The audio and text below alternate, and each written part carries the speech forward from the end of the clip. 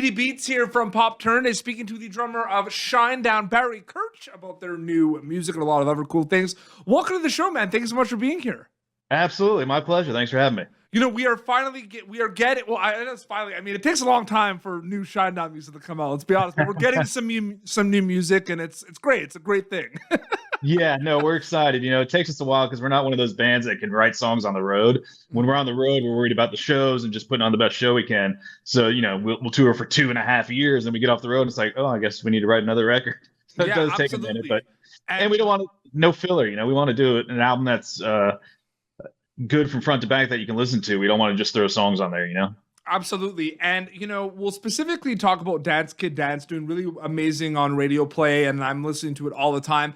I'm interested about this because I've listened to Shinedown my whole life, like for a while. I say my whole life, but like my teen years. But like, no, well, it's interesting, right? Because, you know, it does feel like a Shinedown song, but it's got a lot of different other elements to it, I feel like, when I listen to it. So can you talk a little bit about talking to the band, that kind of approach with that song compared to other Shinedown songs specifically?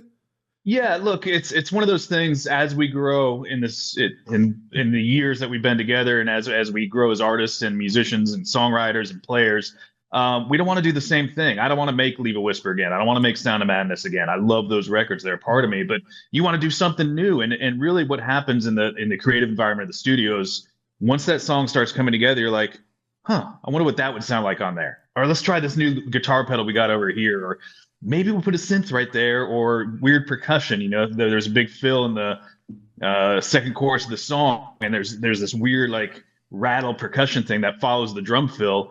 That was just us messing around in the studio going, hey, I wonder if we could put something over that sounded cool. So it's really, every song's always going to be different. It's what we do, and we just want to explore the song and let the song become whatever that's going to be.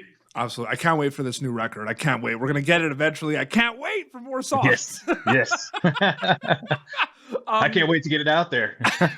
Well, it's my perfect question because I do a lot of interviews, Barry, with a lot of, you know, actors, and I'm a filmmaker as well. So I do a lot of TV film interviews, and I ask them this a lot in regards to filming a movie or a TV show. But I'm going to ask you this in regards to creating Shinedown music, because so much happens before you officially kind of go into the studio and create these songs. So from a storytelling music like perspective, you can see it as two journeys, right? Before making Shinedown music and after making Shinedown music, or for you specifically as the drummer, do you see it as one big journey with multiple steps in between? I'm curious about that. No, I think studio and live are two different animals for sure. And then writing is even another animal. So maybe there's 3 levels to it. You got to get the idea, get it down, then create it as the song you want everybody to hear. And then you take it on the road, and the road is the production of the show and entertainment and entertaining the fans that are nice enough to come out and see us. So I think there's 3 levels to it, and they all have their different pressures and fun. And, you know, sometimes it's not always fun. It's a pressure cooker on any of these situations, and you make the best of it. But I think that's what, you know, it was like Brent and everybody has always said, if it was easy, everybody do it, right? Yeah. It's not easy on any of those levels, but if you put in the work and the time, you have a career, and that's what we try to do. Absolutely. When I was like 16, 17, was a concert promoter. I played in bands. PD Beats was my stage name. I'm a drummer as well. Nice. So here's the thing. I've seen a lot of bands live, like a lot. Okay. Mm-hmm. And, I'm saying this right now. Shinedown is in my top 5 greatest bands I've ever seen the live performance of. I'm putting that in there, and you know, literally, you're in there with some good company. You're in there with Green Day, Foo Fighters, Sum 41, Metallica. You know what I mean? I'll take that's good company. Yeah, I'll take it. I've seen you open up for Nickelback. I've seen you open up for Kiss, and I just want to know. And I think I just want to know because it's such an amazing live show and the presence that everyone has, and it sounds so good. Are there specific conversations with the band and your managers and your team and the sound team about the live shows of Shinedown? Because that's something that really stands out. Like, you put on such a good show, and I'm just curious about that. If that's ever a specific game plan or preparation for the live shows and the tours. The preparation is longer than you think. We spend months putting together a tour, getting the tour ready and figuring out what the production is going to be. And then we spend, 2-3 weeks in rehearsals, getting the show where we want it and adjusting. And, because everything is, these days when you have like pyro, lighting, video screens, and the songs we want to play, all of that is time coded together. Time code, you do video and stuff like that. Everything has to be working simultaneously, and we need to be able to trust in the people that are running those, our pyro shooter, and then the front of house sound, and then our monitor engineers. There's so much work that goes into putting it on a good show. And that's what we want to do, is put on a good show. The fans out there, they pay so much money and invest their time to go see a show. It's our job to give them an escape and the best show we can possibly give them, and including the opening bands. We're not one of those bands that limits, hey, you can't walk on that part of the stage, you can't use this. It's like, go out there and do your show, have fun. Just make sure you're off stage in time so we can get on there. It's all about entertaining and making sure that the fans get what they paid for and then some. And that's we plan for literally months to get there. Do you throw in, because I have not seen, one of my favorite Shinedown songs is Heroes. I have not seen that live yet. Do you throw that in from time to time? Because it's been a while. It's an older one. Yeah, we used to play it all the time in the earlier days, up through probably Sound of Madness into a little bit during Amarillo's period. Okay. I haven't played that in a long time. Okay. We've rehearsed it a couple times, and it feels, from the band's perspective, and it feels slow. Yeah, live. But there's a question like there. There was a question there. Was it just being like, I love Heroes? You know what I mean? The question. Yeah. Well, the selection process. I mean, at some point there's going to be so many records and so many songs, and you're going to talk to people that want to hear certain things. I mean, I get it. Also, like, you have a new tour, you're going to have to promote the new tour and the new songs as well. But is that selection process for the other songs just a combination of, fan favorites, what you guys think you do really well live? Like, I'm just curious about the selection for live shows and tours, set lists. Honestly, it's a pain in the ass.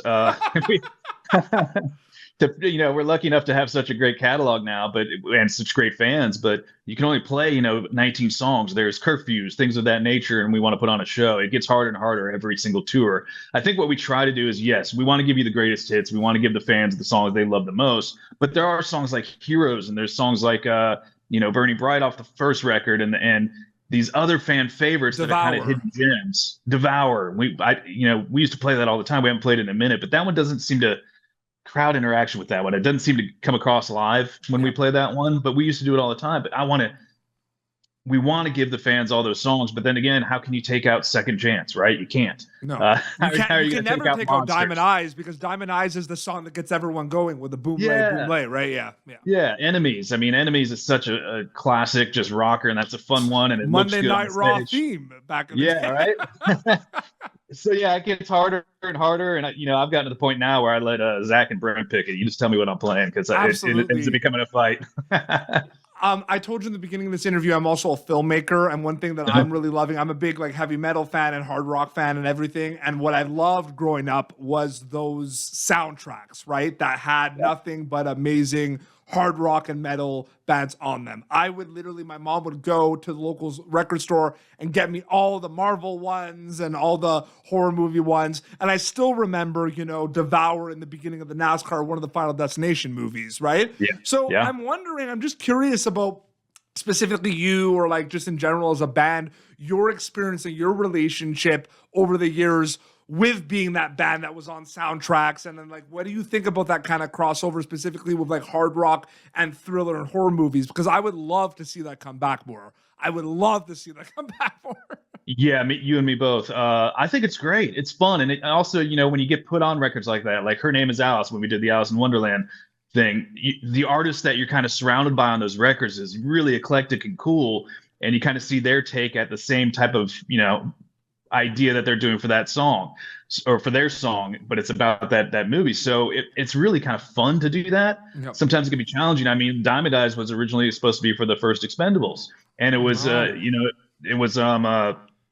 Sylvester Stallone gave us the boom. He's like, I want you guys to write a song, but I need you to include boom lay boom lay boom in it, because it was based off of an old poem that he was really into, and that was the repeating phrase in this poem. He's like, can you add that in the song? And Brent's like, how am I going to make boom lay boom cool? Yeah. But then we went through this process, and ended up being one of our bigger songs that, unfortunately, due to politics within publishers and labels and stuff like that, and it didn't end up getting used on the soundtrack, but that's what it was initially for.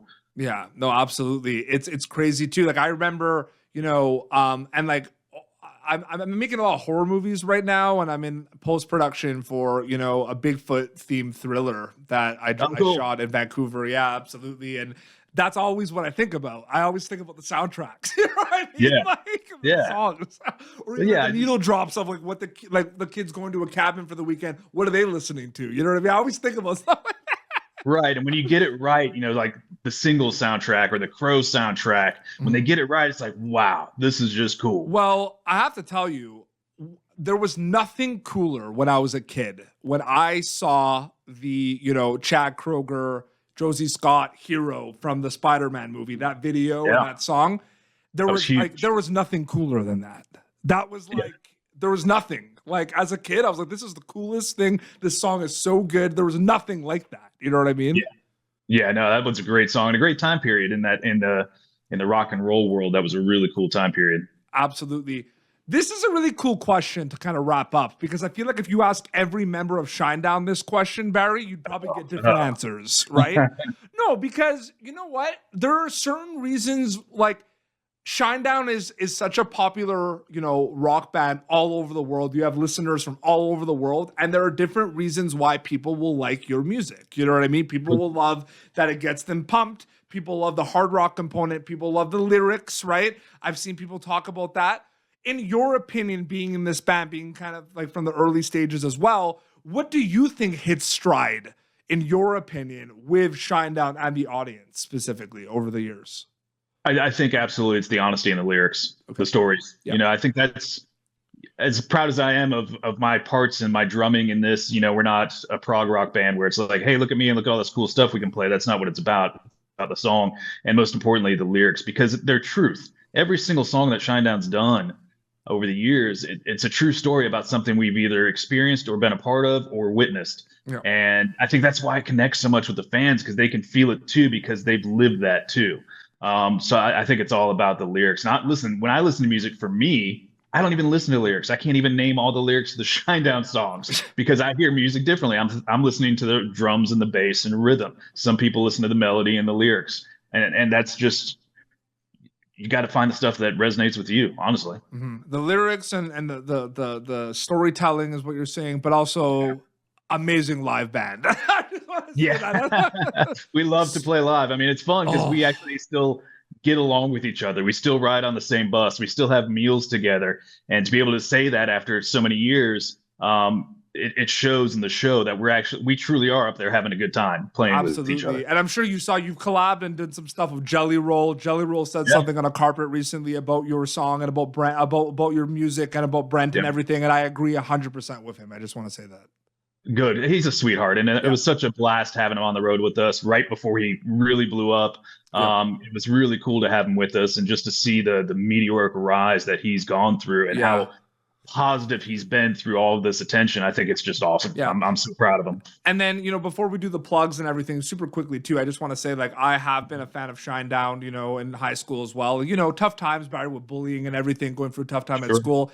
Having bands like Shinedown there through a tough time, you put a record on and you escape, really helped during those times. So I just wanted to say to you and the band Shinedown, thank you, man. Seriously. Hey, absolutely. That's what music's for, is to get you through the day. So you're absolutely welcome. Oh, of course. Barry, it was an honor and privilege to speak with you. Thank you so much for your time.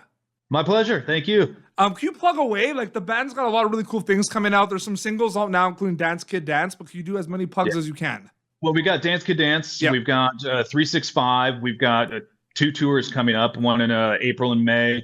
And then we have a summer tour all over the U.S. And then we also go over in June, we go to Prague and England for a couple festivals. And we're currently in talks for next year, which will be a lot of touring next year. And we'll probably bounce up into Canada as well. So absolutely, we want to tour. People are asking for it. See what I did there?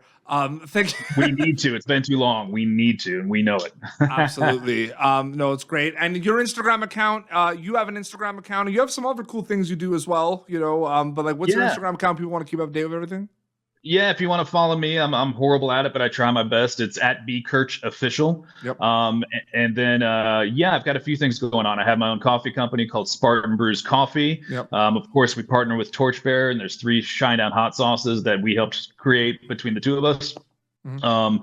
And also, I've got a new show that I'm working on called Booze, Brews, and Barbecue, which is basically paranormal booze, which is beer. We go visit breweries, and barbecue with myself, Ty Sherrill, and John Guinari. So I don't like to sit down. I stay busy. Okay, a quick follow-up question that if we have time super quickly about that. I just want to know I got time. all that side stuff, right? All the the hobbies and all that stuff, right? Like, does that for you just happen, or is that something you hope for? Where you're like, I'm gonna, I'm in a band, it's cool, but I want to kind of experiment, do some other things and some stuff. Like, does that just happen, so to speak, or do you plan that a little bit? It ends up happening naturally, and then you go for it. Okay. But really, as with any job, yourself included, sometimes you just want an escape. Sometimes I don't want to hit a drum and play Shinedown. Sometimes I want to do something completely different. And these outlets allow me, my career luckily allows me to do those things when we have the time off. But obviously my main priority is Shinedown. These are just pet projects that are a lot of fun for me to do. Absolutely. No, it's great. That's amazing. And I can't wait. Again, people can check out the music that you talked about right now, like Dance K Dance and 365 and everything. And we'll get some notes. Again, it was an honor to speak with you. Thank you so much for your time. My pleasure. Thanks for being a fan. I'm glad we were there for you when you were going through some tough times. Absolutely. It really means a lot. Well, it's been Pop Turnitin, youtube.com/PopTurnitin for previous episodes. Until next time, this is Barry from Shinedown and PD Beats signing off. Thank you for tuning in to Pop Turnitin. Make sure to check out our past episodes of Pop Turnitin on YouTube. This has been an Autograph Communications production.